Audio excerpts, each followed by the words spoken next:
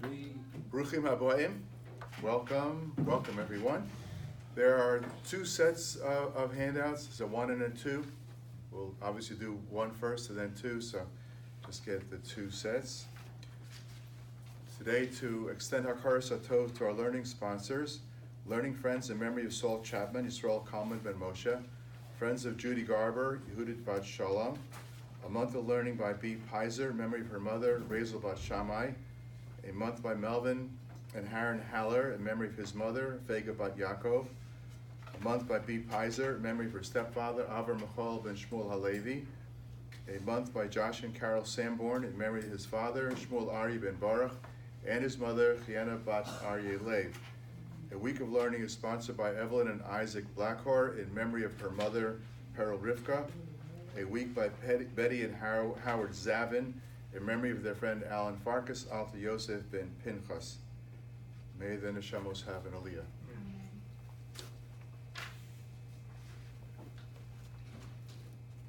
So to our growing online audience, we're on Facebook, we're on Twitter. You can also reach us through the Torah or website if you want to see the videos that way.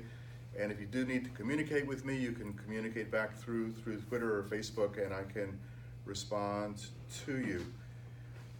We're continuing with the subject of rules for Shules, and will be part of today's class will be in Masechta Megillah, and part of it will be in Masechta Gittin. So we're continuing in Masechta Megillah, Daf Chav Gimel, that's Masechta Megillah, page 23a. And if you have the flag showing where we're starting, there's a flag at the point where we start with English and a part where we start for the Hebrew as well. Okay, so we've been talking about how many people get called up on different occasions when the Torah is read, whether it's a weekday, whether it is a Rosh Chodesh, which is coming up right away, or it's a fast day, or it's a Shabbos, a Chol HaMoed, Yontif, and so on. So now the Gemara wants to know, Hani Shlosha, Chamisha, Veshiva, the 3, the 5, and the 7, Keneged me. What do they represent? Who is it? Why we do it that way? Chol HaMoed does not seem to be an issue because everybody knows that Chol HaMoed is more chashiv in a certain way, more important than a regular weekday. So those are done with 4, and Rosh Chodesh the same. But the 3 and the 5 and the 7, what do they represent?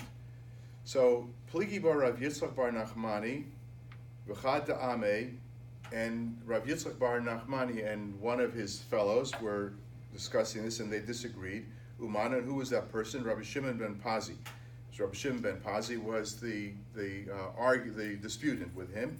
V'amri lo Rabbi Shimon ben Pazi, V'chad Da'ameh, Umana Rav Yitzchak bar Nachmani. Basically, the argument is going to be the same. It's just a question: who is it that said which position? V'amri lo Rav Shmuel bar Nachmani. And some say it's Rav Shmuel bar Nachmani said it. Chad amar keneged birkas hakohanim.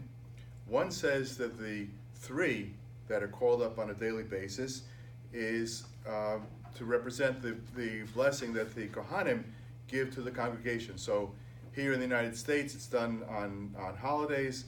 In Eretz Yisrael, it's done every single day, where the Kohanim get up and give a bracha, blessing to the people. And there are three sentences in that bracha. There are 3 statements. So that's that's what the 3 is for.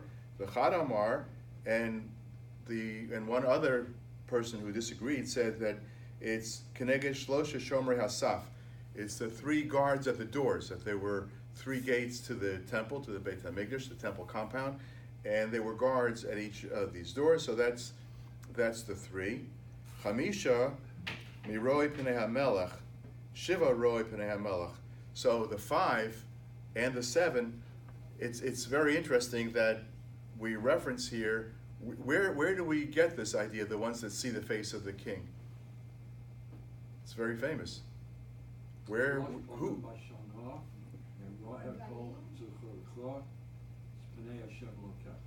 That's a good one, but where does it say that there are actually 5 people or 7 people that manage to see the king face to face? Come on, it's coming. I don't want to give it away. I'll give you too much of a hint. What Rosh Chodesh is coming up now? Adar Beis, right? And in Adar Beis is going to become Purim. And who were the five advisors or the 7 advisors to Achashverosh?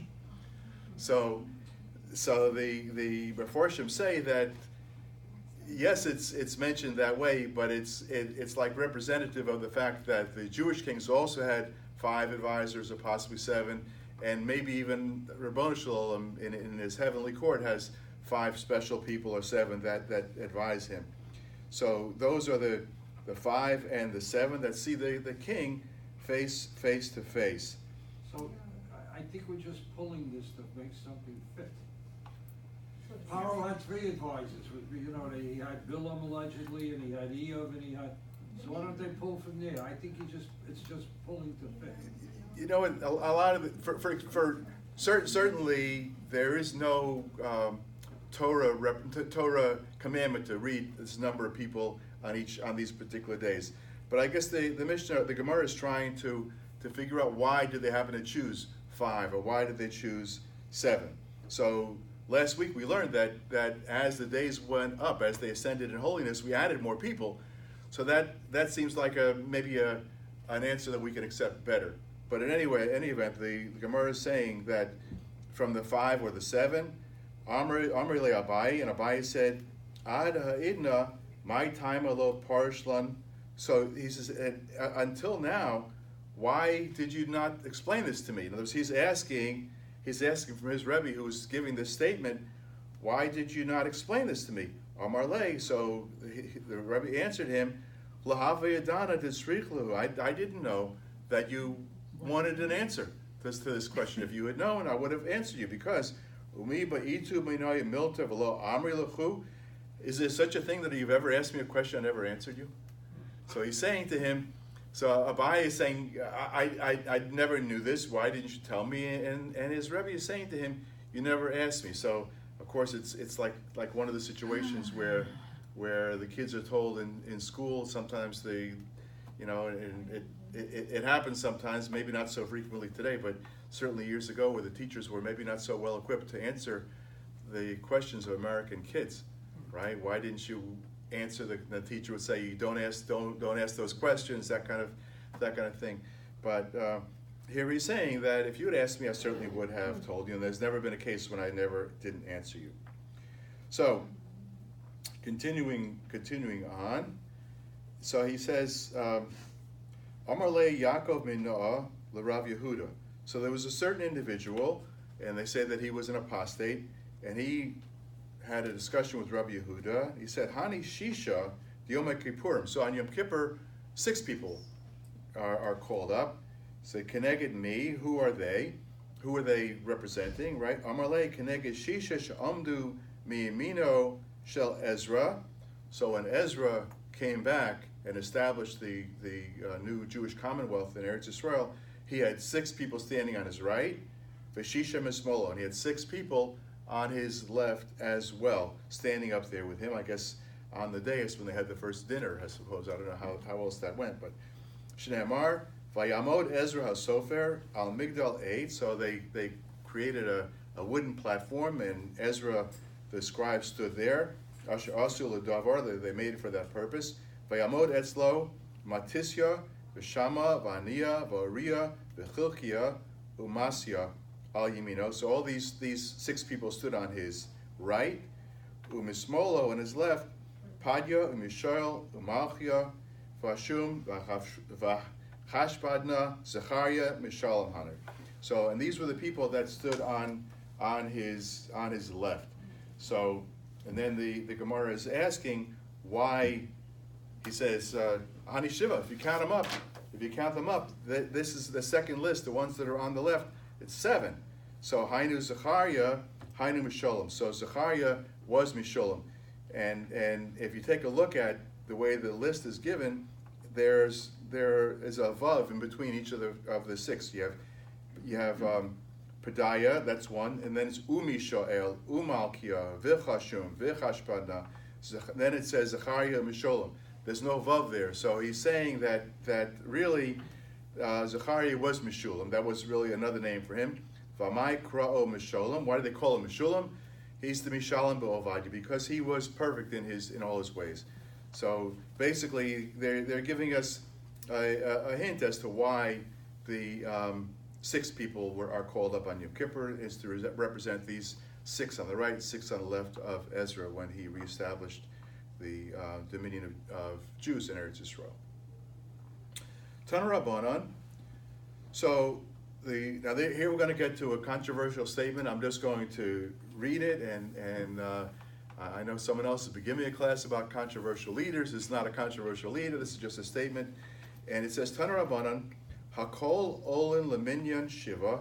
Everyone can be counted to the 7 aliyahs that are given on Shabbos. Va'afilu katan, even a child under the age of bar mitzvah.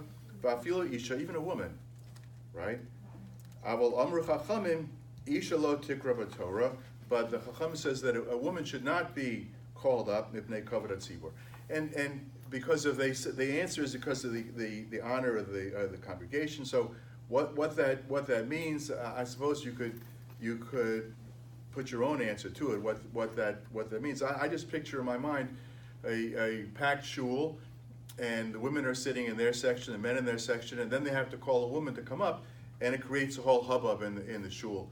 So whatever is the reason, but apparently there's no real halachic reason why women could not get aliyahs, and I don't mind saying it. There is no halacha that women can't get aliyahs. However, we don't do it, and the custom has developed that way, and we just don't do it. And actually, the same thing applies to kids.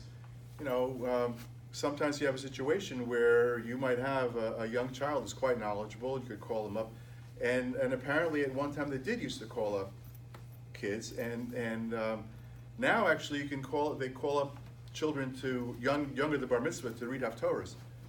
I know when I was 12 years old, I used to frequently read the haftorah in shul. That's still accepted. You don't often see it, but it's still an accepted practice. Except Musaf, I think. Pardon? Musaf is very unlikely that a carbon would daven. That a couple would daven musaf? Yeah, because the Machzis Shekel, they did a carbon based, and they weren't mechuyev on Machzis Shekels, and not mechuyev on Musaf. Well, you have as in terms of the katan leading the davening, because if somebody's davening musaf for the Amud, he's leading the davening, so he's in a position to be Yotzei the call. He's here. He can, if someone is not able to read or does not have a book or whatever. So the chazan that's up there is actually fulfilling the mitzvah for the person. So you would not have a katan. You would not have a child doing that. The haftorah is an extra addition, and so by the person reading it, he's not really creating a situation where someone else is fulfilling a mitzvah, so he's basically reading from the prophet. So again, it is done, and not going to be too often done here, but it is done that a child under the age of bar mitzvah does read the haftorah. So now the Gemara asks, the person who gets the haftorah, the person that the maftir they called, Mahu Shiala Laminyan Shiva, does he count among the 7, right? We call up 7, and we know in our shul, we call up 7, right, Gabbai, and then the 8th one that gets called up is the person who's reading the haftorah. So he's not counted among the 7. Rav Huna of Rabbi Yirmiyah bar Abba, so Rav Huna Rabbi Yirmiyah bar Abba discussed this question. Chad Amar Ole, one says he counts, so the 7th one is the one who's going to read the haftorah. The Chad Amar Eno Ole, and one says he does not count towards the 7, so you call up 7 people, and then that person is going to be reading the haftorah. Manda Amar Ole, so the one that says that he does count among the 7, the Hakari that he reads, Manda Amar Eno Ole. So the reason that the person says that he counts is because they are reading some psukim from the Torah. Either, again, years ago the person who was called up did the reading. Today the Baal Koreh reads for the person. But either way, there is Torah reading going on for that person. So therefore, he counts. And the one says it doesn't count. It's like the opinion of Ula, to Amar Ula, because Ula said, Bibnei ma hamaftir benavi tzarich sheyikra b'Torah techila. Why when you call up the person for the haftorah, right? And you know, it's a lot more work for him to read and practice that Torah than the last few psukim of the Torah that are read. Why do they bother to read the last few psukim of the Torah? And he says, "Mipnei kavod Torah." It's because you're calling a person up, and the Torah is out there, so you're calling him up there. So because of the honor of the Torah itself, you're going to at least read a little bit from the Torah. So the purpose of his being called up is to read the Torah, but still you're gonna read some from the Torah, and therefore you shouldn't think that the prophets, the Navi, is equivalent to the Torah reading itself. So yes, he's going to read the Navi, but we're also going to read something from the Torah itself. And at that point, the kivan mishum kavod Torah, since it's only because of kavod Torah that you're demonstrating the honor of the Torah, leminyan lo solach. So you do not include him among the 7 people who are called up for a regular aliyah. Meisvei, so they ask a question. Hamaftir ben Navi, we have a rule, somebody who reads the Haftorah from the prophets, from the Navi, lo yifchos me'esrim v'echad psukim, you do not read fewer than 21 psukim, 21 sentences, keneged shiva shekaru b'Torah, which works opposite the 7 that were called up to the Torah, because we learn the principle that everyone that gets called up reads a minimum of 3, right? So 3 times 7 is 21. So if you're calling someone up to read Haftorah, it should be 21. So then the Mishnah says, the Gemara says, Imi, so if you're saying that, Esther Havin should be read 24, because you called up this 8th person. So 3 times 8 is 24. So Kivan Mishum Kavod Torah. So they say, no, the rule does not apply, because this last person, this 8th one, is only called up to read from the Torah because of Kavod Torah, and therefore it does not count. So it does not. You don't need to do that math. 8 times 3, 7 times 3 is good enough. And the Gemara is going to question that, because the Gemara says, "Kinegdo nami lo boy."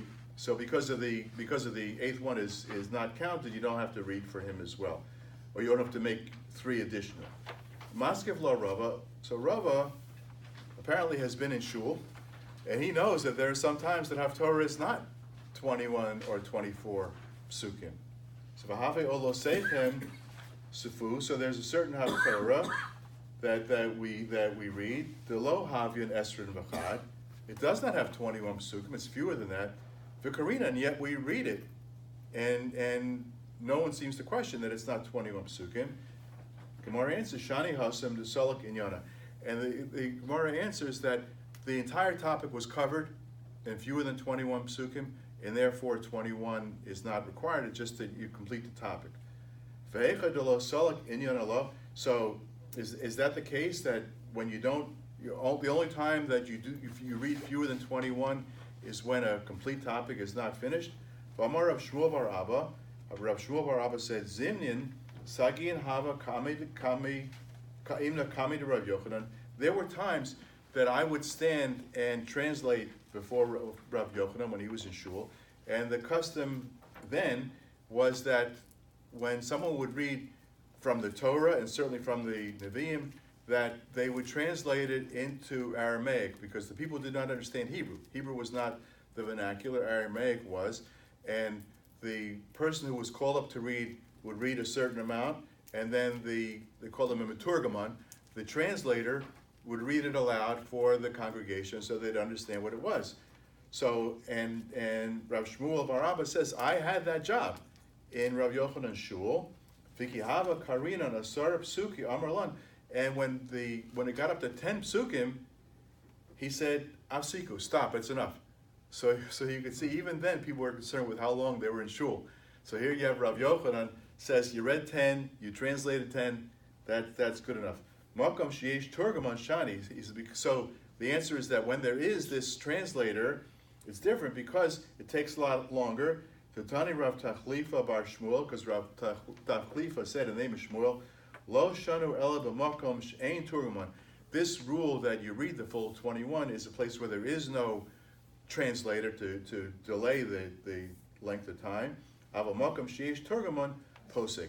But where there is such a thing, where there's somebody that's going to be explaining every pasuk, so at that point you stop.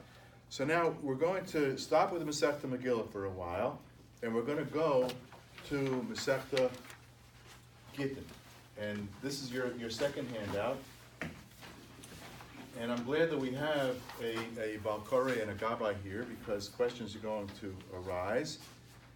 And if you look at the second handout, and there is a flag next to the second Mishnah on the page. Everybody got it? It's handout number 2, and there's a flag next to the second Mishnah on the page.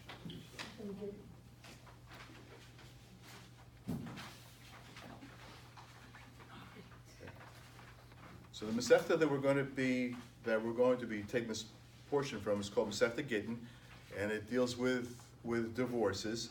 And it's interesting that there's going to be a whole discussion about those activities that we do to promote peace among people. And even though something should be forbidden, still in all we did it. And we're going to go through a few of them. We're going to concentrate on what goes on in Shul, but we'll read the whole Mishnah. The Mishnah starts, Elu devarim amru b'bnei darchei shalom. The following activities are done, or were said, because of seeking peace. We want to make peace among people. We don't want to create situations where people are arguing with each other. The first one is Kohen Korei Rishon.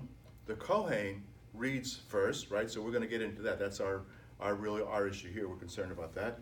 Vacharav Levi, and after the Kohen comes the Levi. Vacharav Yisrael, and after the Levi comes the Yisrael, right? We know that. Why? Mipnei darkei shalom. And it's done, it was set up this way because it's going to promote peace. Because if everybody in Shul knows that the Kohen is going to be called up first, so nobody is going to think that because I donated the new building, I should go first. Or because I just had a new book out, or whatever it is, that I'm such a special person that I should go first. The Kohen goes first. So that will prevent people from arguing. People know this is the system. The Kohen comes first, the Levi comes second, and then come the rest of the people. So Arvin b'bayis yashan mipnei darkei shalom. And this is talk about an Eruv. So where we used to live in Elizabeth, New Jersey, it took a very long time until they established an Eruv. Rabbi Taitzi, should rest in peace, was not in favor of having big Eruvim around communities because he felt that the kids would be playing baseball or riding their bikes or whatever. He didn't want to see that. It took a long time until finally he realized that the main benefit was the baby carriages would come to Shul. And we built a very large Eruv in the city of Elizabeth. But before the city had one, we had one with our next door neighbors. We had 3 houses in a row, and so the swing set was in Elaine's backyard, and Estelle brought out the cookies, and Mindel brought out the juice, so it was a very nice thing. We had 3 houses together, and we made an Eruv. And we kept the food, because what an Eruv means is a combination. And the way that an Eruv is established is that you have to have, first of all, you have to have the walls around it, or what they call Tzuras HaPesach, where it's the appearance of a doorway. So they'll do it with beams, with wires, whatever way they do it. And then you have to combine the ownership of the properties together, and you do that by keeping food in the house of one of the families. So the mission says that if you are used to keeping it in a particular house, keep it there all the time. Don't move it around, because you don't want to be causing arguments among the people. So the next one is Bor Shehu Karev La'ama Mismale Rishon. So if you had a river which was feeding a lot of farms, so they were supposed to leave the river alone. They weren't supposed to touch it and just draw water from it. But people being what they are, some people began damming up these rivers, and then they would collect the water. And again, the Chachamim couldn't necessarily do anything about it, but what they said was, at least the farmer whose field is closest, let him draw the water first from this lake, this pool that it created. Bibnei darkei shalom. And then they'd go next one. Mitzudos chayev ofos v'dogim yesh ben mishum gazel. So suppose I lay traps for animals, or I put out nets for fish, and now these nets become full of fish, or the traps catch an animal. Do I really own that animal or that fish just because I put the net out there? Not really.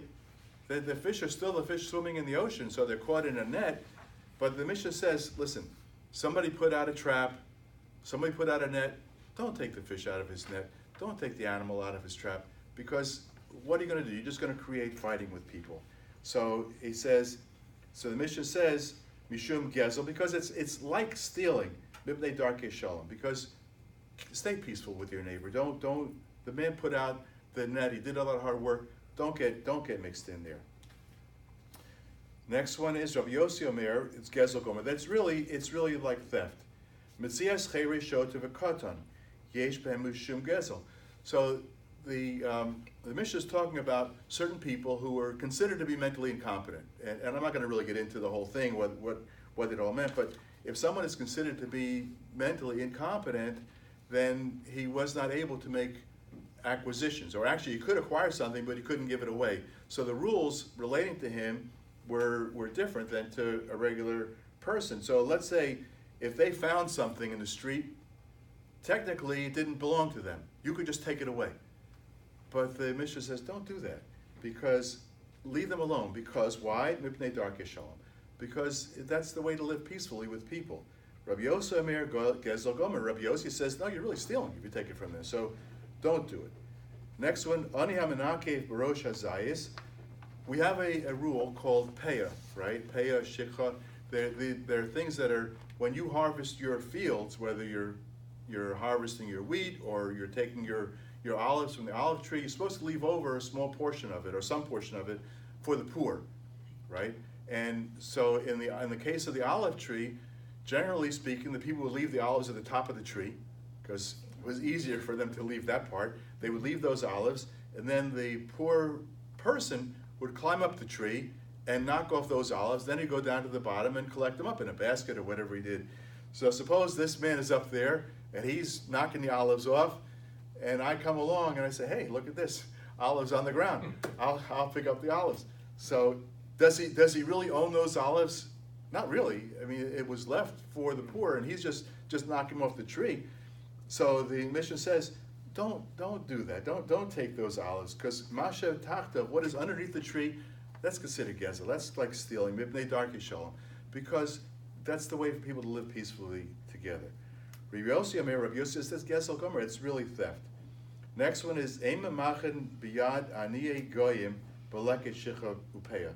Now you probably have Ovid Kochavim, because Steinsaltz calls it, he uses the old original text, but he's saying that these rules of Leket Shicha Upeya, where a portion of the harvest is set aside or left alone, it does not apply to non-Jews. So if you have non-Jews living among you, they don't really have the right to go in and take that, to glean, right? With the famous story about Ruth, that she was gleaning. So the Mishnah is telling you they don't really have the right to do it. However, if they're going in there, don't mix it. Don't chase them away. Why? Mipnei Darkei Shalom. We want to have peace with our neighbors. Okay, so now we're going to get into the subject of how and why the order of Aliyahs are given the way they are. So the Gemara says, how do we know that the Kohen comes first, right? We know it.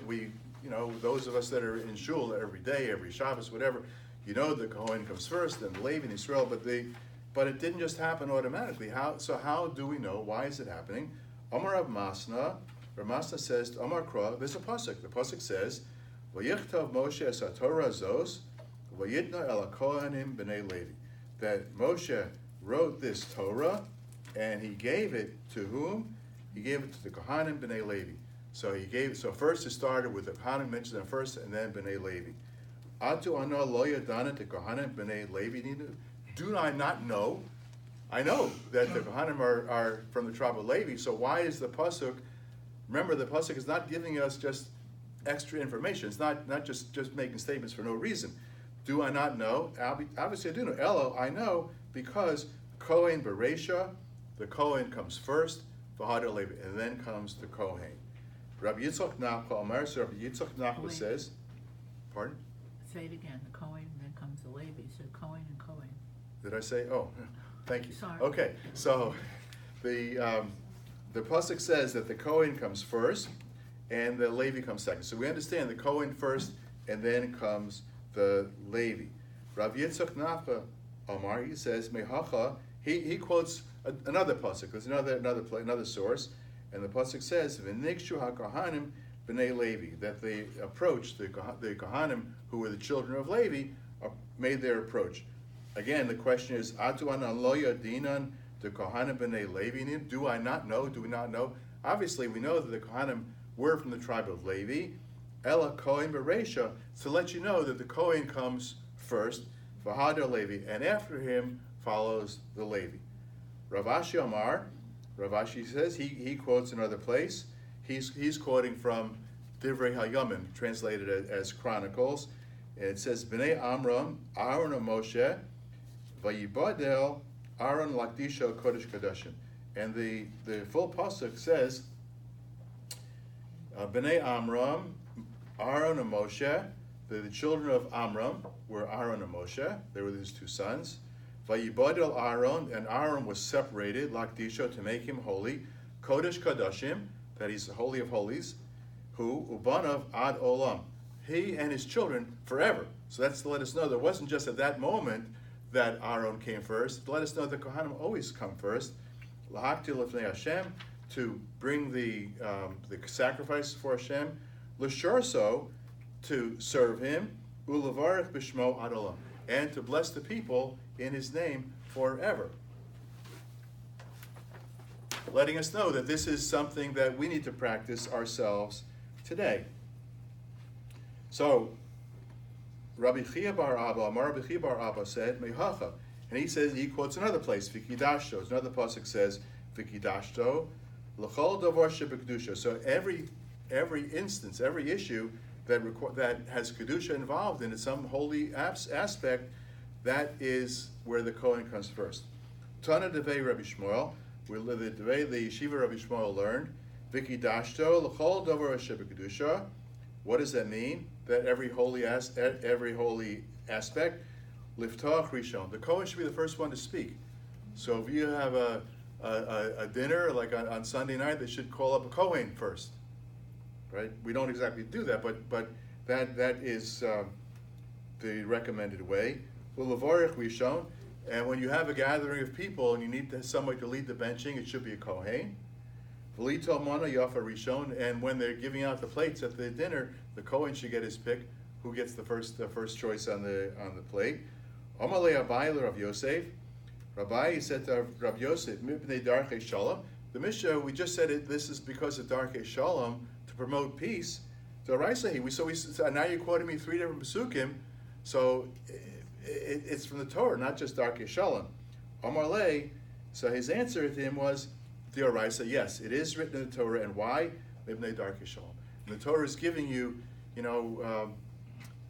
Rabbi Teitz used to say that the Torah is like it's not a rule book, it's like a prescription from a doctor. You follow the Torah, it's like following a prescription, you're not going to go wrong. So the Torah is telling you this, why? Because it's going to promote peace among the people. Kol Torah kula nami mipnei darkei shalom. So that now they say, well, but isn't the whole Torah because of darkei shalom d'ksiv? Because it says, D'rachei darkei noam v'chol nesiva shal shalom, relating to the Torah, that it's there to promote peace. El Amar Abai Lichin Amar. Abai says like this. He says like the Sanya, Shnayim mamtinin zel zebik ara. So if you have two people who are eating dinner together, and one of them gets up for a minute or whatever, the other one should stop eating and wait for his fellow to come back. And of course, it's a little annoyance that we have, that when you go into a restaurant and 3 or 4 people are there and they serve one person and everybody else is waiting. So I try to teach the wait staff that that's not the way to do it. But here the Mishnah is telling you that if you have 2 people, one should not start eating without the other one. Shlosha emantina. But if there are 3 and one of them happens to take it up, and I guess they ate from a common plate. I guess they must have had a serving spoon in there, but they did eat from the common plate, and you should wait until the other people come back. Habotseahu poshet yoda techila. So if when you're serving, so when you are making hamotzi, so the person who makes the bracha is the first one, I guess, to put the salt on it, to put the condiments and so on. O lamisha gadol mimeno harishus biyodo. However, if he decides that he wants to give this bracha of hamotzi to his rebbe or to someone who is greater than him, he's allowed to do it. So there's a lot of disagreement about that, discussion about that, and our own custom is that the Baal Habayis does not give that away because he does not know whether the person that he deputizes to do it would be as generous as he is in terms of the size of the portions that he gives. So in general, the motzi is done by the Baal Habayis. But the Gemara says you could give it away. V'amar mar Allah, and Mar said, Lo shano ela b'suda. So that's in terms of a meal. Beis HaKnesses, now we're going to get into our discussion. When it comes to shul, dasil and suye. In shul, you could have fights over who goes first. So how does it work? Amar Rav Masna, ha ta'amri bebeis HaKnesses lo, where you said in the Beis HaKnesses you do not give away. In other words, the Kohen is supposed to go first. He should not give that aliyah to somebody who's not a Kohen. Lo amar el b'shabbosos v'yomim tovim d'shchichei rabim. So in their time, most people did not go to shul on a daily basis. People were more involved with their work maybe, and you did not see large minyanim on a daily basis. But on Shabbos, when most of the people were in shul, the Kohen could not give away his aliyah, and you're going to see why shortly. Why was it the Kohen would not give his aliyah away? But on a Monday or Thursday, where there aren't that many people in shul, then the Kohen could give away his aliyah. So the Gemara says, "Eini, is that so?" Rav Huna kari b'kahani b'shabbos v'yom tov. So we learned a couple of weeks ago that Rav Huna, who was not a Kohen, would get the first aliyah, and he had there Rav Ami and Rav Asi, who were Kohanim, and yet he went first. So the Gemara says, Shani Rav Huna. So in other words, if you're Rav Huna, maybe you're going to go first, right? Dafila Rabbi Ami, Rabbi Asi, Kahani, Chashivi, Eretz Yisrael, even though Rav Ami and Rav Asi, who were his students, and they were the greatest Kohanim in Eretz Yisrael, and they were there, so why did he go first? Because Mekav Havu Kaifile, they would defer to him, because he was that great that he would go first. Okay, so now what do you do? What do you do in situations? Now this is going to be for the Gabbai. Amar Abai, Naktina, we have a tradition. Ein Sham Kohen, if there is no Kohen in shul. Right, now it's time to read the Torah, we have no Kohen. What do you do? What do you do? Do you call up a Levi first? Do you call Yisrael first? There's no Kohen, what do you do? Okay, so we have some voting for Levi, some voting for Yisrael. We're going to see what the Gemara says about it. So Abaye says, Ein Sham Kohen, there's no Kohen in shul, Nisparda HaChavila. The bundle is broken, it's spread out. In other words, those rules do not apply any longer. If there's no Kohen, then the rule of the Kohen coming first, the Levi second, Yisrael, that's out. Because, according to Rashi, the Kohen, why does he get to go second? Because he was the assistant to the Kohen. Why does the Levi, sorry, I keep mixing up. Why does the Levi go second? Because he was the assistant to the Kohen. And if there's no Kohen there, he's not assisting anybody. So the Levi then does not go up first. V'amar Abai, and furthermore Abai said, Naktina, we have a tradition, Ein Sham Levi, Kore Kohen. Oh, so wait, we're going to find out how that works. So in other words, the Kohen went up, and now there's no Levi in shul, right? Which is somehow here it's more frequent that we have to hunt for Leviim more than Kohanim. We have 39. Okay, so what happens now if there is a Kohen but no Levi? So what do? He says Kori Kohen. The Kohen reads the second Aliyah as well. So the Gemara says, wait a second, is that so? Amar Rabbi Yochanan. Rabbi Yochanan said, Kohen achar Kohen lo yikra. You should not call up Kohen A and then Kohen B, one Kohen after the other. Why? Mishum pegamo sharishon. Because if you see that Kohen A gets called up, and now Kohen B gets called up, people are going to say, hey, what's wrong with Kohen A? mean, why are we calling another Kohen now? Must be there's something wrong with that first person. Maybe his father married a divorcee or something like that, and he really doesn't qualify. So we don't do that. The same way, Levi achar Levi lo yikra mishum pagan shneim. Same reason we don't call a Levi. So if the Kohen is not there, we call Levi first, and then another Levi. We don't do that for the same reason that you would think that Levi has a problem in his background, right? Ki kamrin, because you might say, but also Kohen. Okay, you do the same like what we do. If there is no Levi in shul, the same Kohen, the first Kohen, reads a second. He gets a second aliyah too. So they say this person bimkom Levi, and then that's how we do it. Ma'ishna Levi acha Levi. So how about the situation with a Levi following another Levi?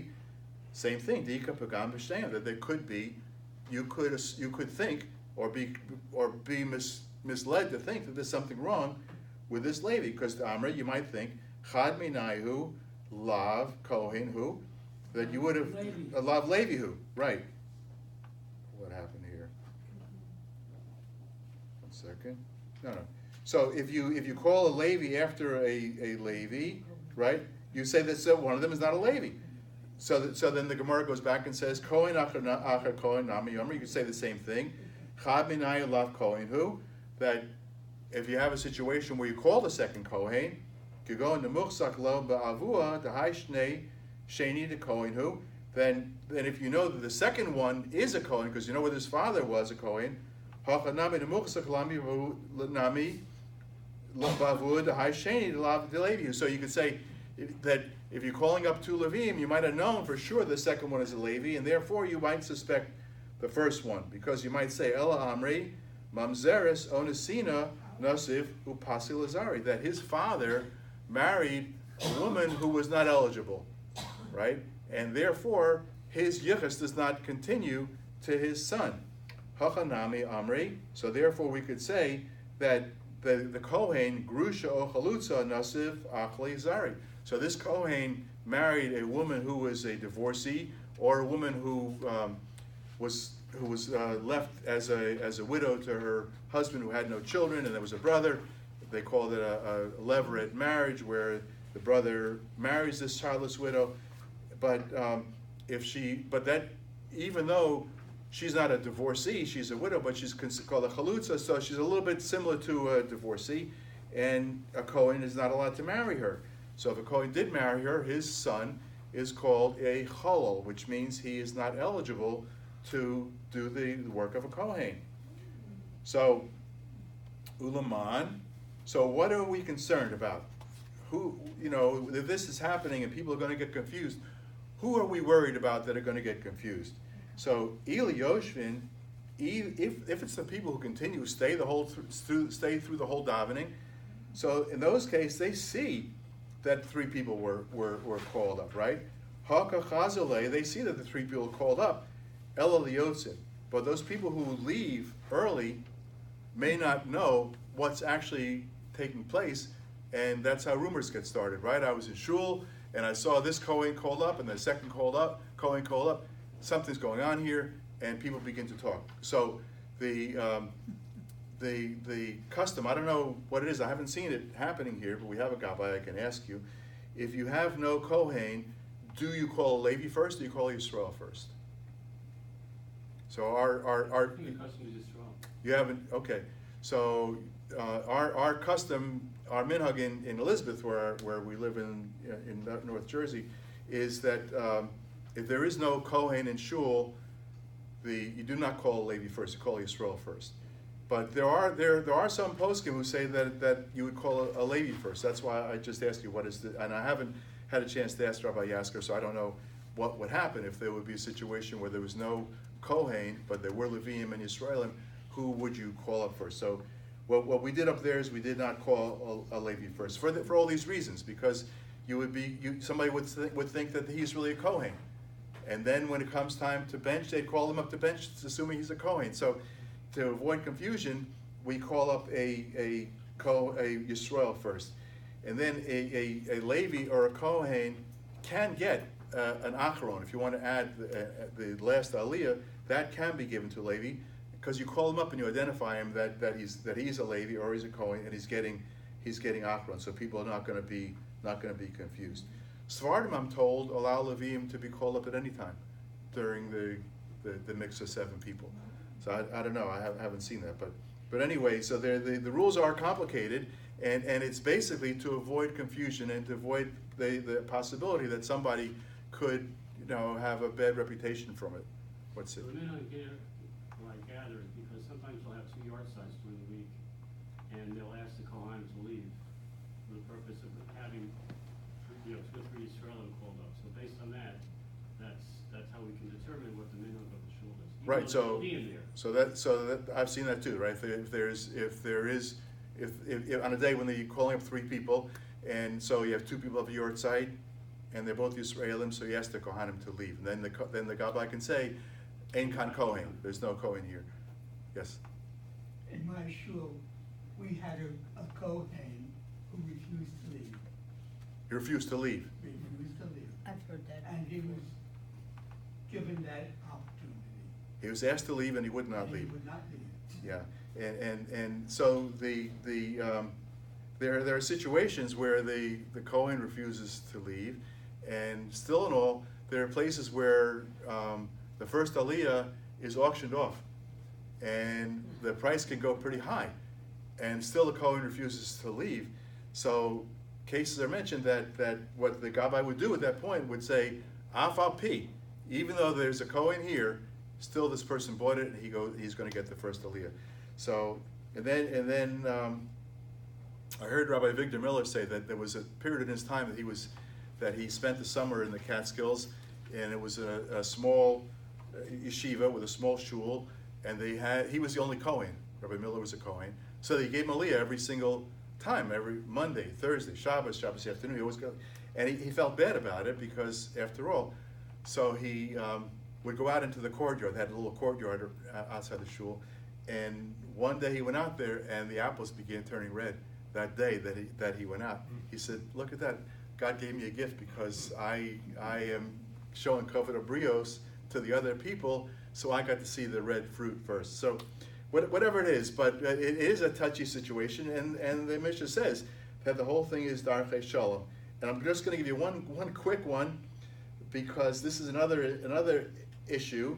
It says shochel le bnei Galila l'Rabbi Chelbo. So the people of the Galil sent a message to Rabbi Chelbo to ask him, Acharein Kohen. Okay, so we've established the Kohen goes first, the Levi comes second. Who do you call next? Right. So in our shuls, we try to keep track, make sure everybody gets an aliyah, and I know the Gavoim are conscientious about it. But But generally speaking, what do you do? Who gets priority for an aliyah? Also, Rashayli Rabbi Yitzchak, so they asked Rabbi Yitzchak Nafka, they asked him, what do you do? He said, Amar Lei, he said, after them, Acharein Korin Talmidei Chachamim, Hamamunim Parnasim Al Tzibur. After the Kohen and Levi, you call up a scholar who was like a leader of the community. V'acharein Talmidei Chachamim Haru'uyin Lamanosim Parnasim Al Tzibur. And then after that, so in other words, the rabbi should get shlishi. Right? So on holidays, you see that the rabbi does get shlishi on a special occasion, right? And after that, you might call somebody else who is fit to do that, but he's not because someone else is there. V'achareim b'nei talmidei chachamim shavoseim emunim parnasim al tzibur. And after that, you would call up the son or the children of these great people. V'achareim roshei knesios v'chol adam. And after that, the officers of the shul, and then everybody else. So, yes. Will the Gemara go into a situation where a minion is only Kohanim? What do you do then? What do you do then? We're not going into it here, but that is an issue. If it's only Kohanim, what do you do, and how you divide it up? So these rules will come into play then, in terms of the qualifications of the people. David? I'm just going to stop the tape now. So Okay.